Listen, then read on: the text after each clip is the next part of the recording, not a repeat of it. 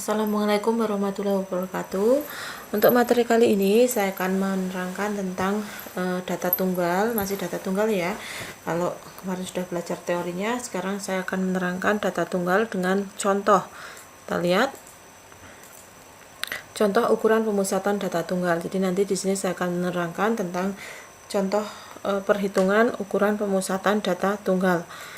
Kita lihat soalnya dulu, diketahui data seperti berikut ya.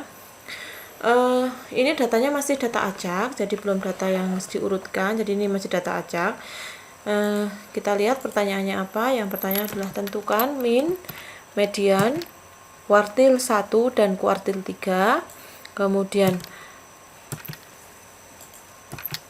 desil 4, yang terakhir adalah persentil 30. Jadi kita sudah belajar ini kemarin rumus-rumusnya beberapa. Nah, di sini yang perlu diingat adalah, kita ingat dulu, min itu adalah rata-rata, kemudian median adalah nilai tengah atau data dibagi menjadi dua bagian sama besar, kemudian kuartil adalah data dibagi menjadi 4 bagian sama besar, dan desil adalah data dibagi menjadi 10 bagian sama besar, dan 100 adalah data persentil, maaf ya, persentil adalah membagi data menjadi 100 bagian yang sama besar.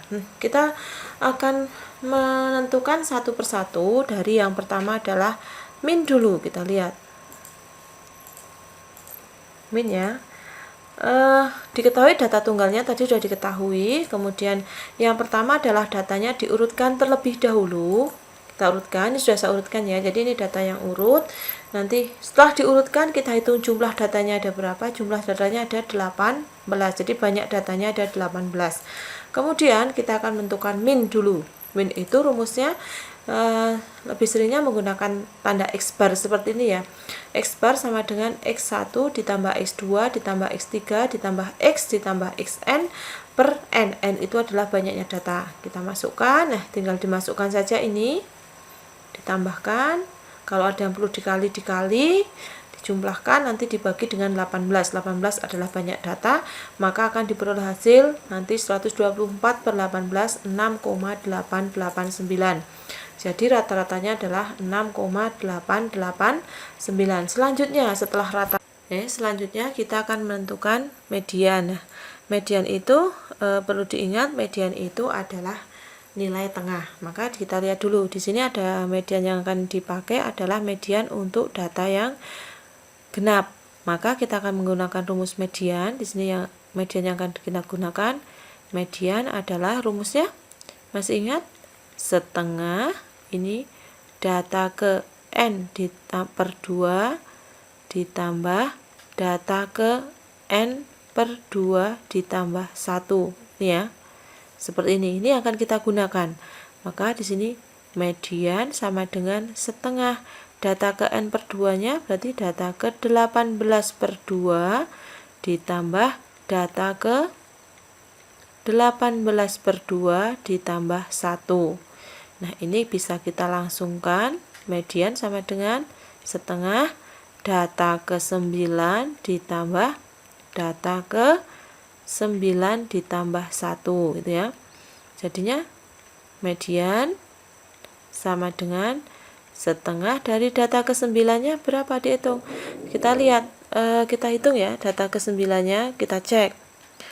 Data ke 9 dihitung. 1, 2, 3, 4, 5, 6, 7, 8, 9. Ini data ke 9. Ini ya, ini kita tulis data ke 9. Karena di sampingnya adalah data ke 10, maka ini adalah data ke 10. Sehingga nanti hasilnya yang kita tulis di sini adalah data ke 9 ditambah data ke 10. Maka ini saya garis ya. Nah, seperti ini. Data ke 9 itu nah, saya hapus dulu. Data ke 9 itu berapa? Ini sudah diketahui ya. Data ke 9 sudah kita beri tanda, sudah saya beri tanda 7, berarti adalah setengah 7 dan data ke-10-nya 8. Maka mediannya sama dengan setengah ditambah 5 kali 15, maka ME-nya sama dengan 7,5. Jadi mediannya sama dengan 7,5. Ini hasilnya untuk menentukan median. Diingat ya, karena datanya adalah data apa? Data genap. Nah, setelah median tadi soalnya adalah menentukan kuartil 1 dan kuartil 3. Kenapa kuartil 2 tidak saya minta mencari? Karena kuartil 2 itu sama juga dengan median. Sebelum kita masuk ke kuartilnya, kita ingat dulu rumusnya. Nah, ini rumus yang perlu kamu ingat. Ada 4 macam. Yang pertama adalah yang ada untuk data ganjil. Data ganjil ada 2 macam dan data genap ada 2 macam. Karena yang kita cari tadi adalah datanya data genap, maka kita tidak usah melihat data ganjil. Kita langsung melihat ke data genap. Ya, ini ada yang 1. Data genap yang tidak habis dibagi 4 dan data genap habis dibagi 4. Kebetulan 18 itu tidak habis dibagi 4. Maka kita akan menggunakan rumus yang ini, kuartilnya ya. Oke, kita lanjut ya. Kita lihat. Nah, kita langsung menentukan kuartil 1 dan kuartil 3. Kira-kira caranya bagaimana ya? Gampang nggak ya nanti ya? Oke, kita coba. Rumusnya tadi kalau Q1 ya, kalau Q1 tadi rumusnya apa ya Q1 ya? Rumusnya Q1 tadi, karena ini tadi ya, datanya adalah genap tetapi tidak habis dibagi 4, maka ini akan menggunakan rumus Q1, data ke N ditambah 2 dibagi berapa? Dibagi 4. Maka ini Q1 sama dengan data ke 18 ditambah 2 dibagi 4. Q1 sama dengan data ke 20 dibagi 4. Maka Q1 data ke berapa? 5. Data ke-5 itu berapa hasilnya? Ini data ke-5. Dihitung 1, 2, 3, 4, 5. Data ke-5 itu sama dengan 5. Hasilnya ini ya. Data ke-5 itu 5. Dihitung ya datanya, diurutkan. Selanjutnya adalah menentukan Q berapa? Betul, Q kita akan menentukan Q3. Kita ganti warna ya, coba ya, kita ganti kuning ya. Bagus enggak ya? Kita akan menentukan Q3. Q3. Rumusnya diingat. Tadi adalah ini merupakan data genap tetapi tidak habis dibagi 4. Maka menggunakan rumus yang 3N ditambah 2 per 4. Maka di sini Q3 sama dengan data ke 3N.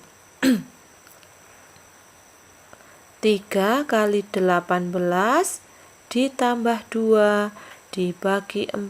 Maka Q3 sama dengan data ke 54 ditambah 2 dibagi 4. Data ke berapa? Q3 sama dengan data ke 56 dibagi 4. Jadi Q3 sama dengan data ke 16 ke 14.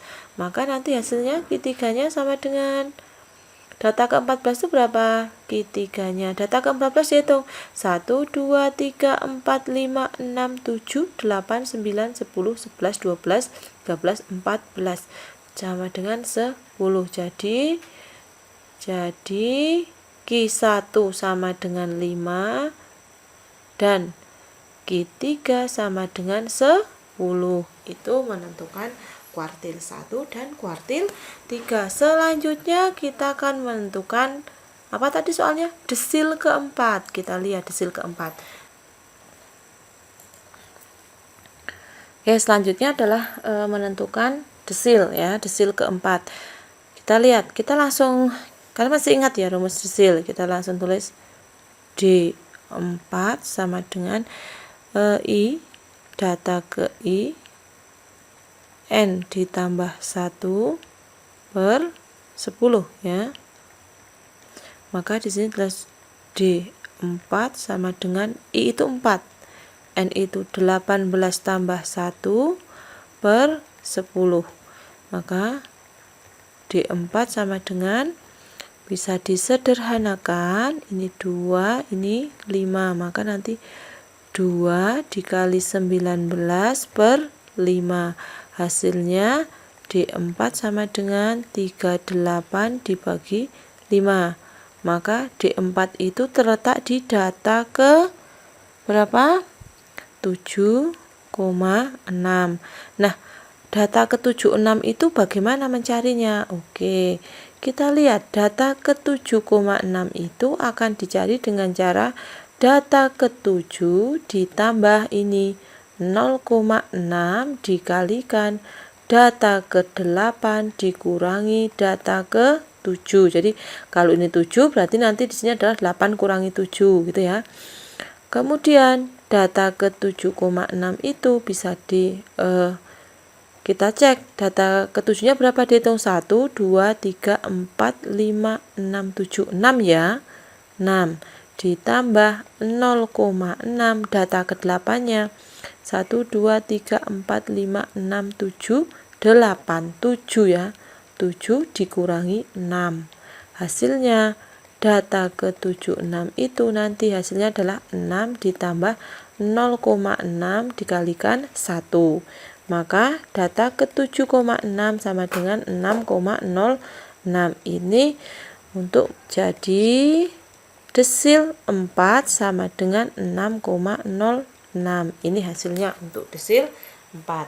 Selanjutnya setelah desil kita akan menentukan apa ya?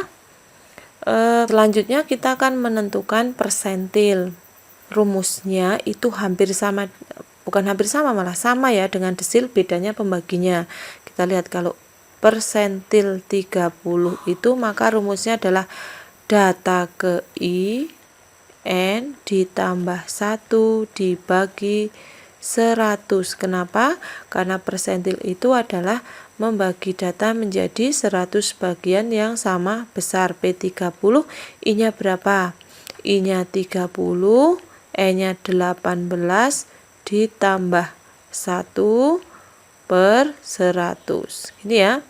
Maka P30 ini bisa disederhanakan, bisa coret, sama dengan 3 kali 19 per 10. Hasilnya P30 sama dengan data ke 57 dibagi 10. Maka P30 ditulis data ke 5,7.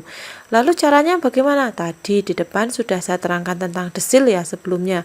Jadi P30 ini data ke-30, data ke 5,7 ini bisa dicari dengan data ke 5, terus ya betul sekali 0,7 ditambah dikali di 0 data ke 6 dikurangi data ke 5, hasilnya data ke 5,7 itu sama juga dengan dihitung ya. 1, 2, 3, 4, 5. 5. Datanya 5 ya. Data ke 5 itu 5 ditambah 0,7, data ke 6-nya dihitung. 1, 2, 3, 4, 5, 6. 6 dikurangi 5. Hasilnya adalah X 5,7 sama dengan 5 ditambah 0,7 dikalikan 1, maka data ke 5,7 sama dengan 5,07. Jadi P30 ada di 5,07. Oke. Bagaimana? Mudah ya? Bisa ya. Nanti kalau saya beri latihan soal kamu bisa mengerjakan. Oke, selanjutnya terima kasih dan selamat belajar. Semoga apa yang saya terangkan ini membantu kamu. Jika masih ada kesulitan silahkan nanti kamu bisa bertanya dengan saya. Terima kasih atas perhatiannya. Assalamualaikum warahmatullahi wabarakatuh.